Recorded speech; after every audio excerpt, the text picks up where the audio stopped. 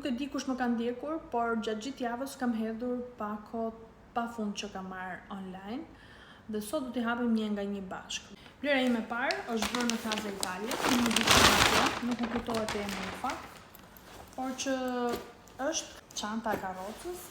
Çantën e karrocës e kam marrë pak të madhe sepse mendoj që babit i duan shumë gjëra kur del me vete, dhe pse jo mos t'jemi të përgatitur.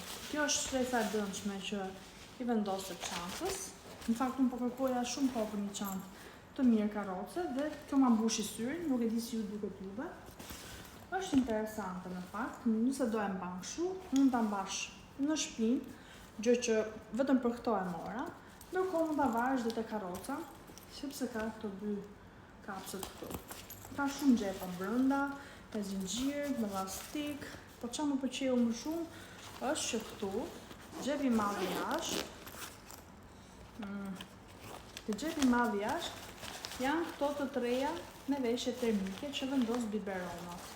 Tani unë nuk e di se në çfarë do ta ushqej bebina me biberona me qumësh gjiris, nuk i di se si shkon gjëja, por kjo i ka dhe opsionet nëse do të mbash biberona, jo vetëm me qumësh, por mund të mbash dhe me lëngje frutesh ku diun.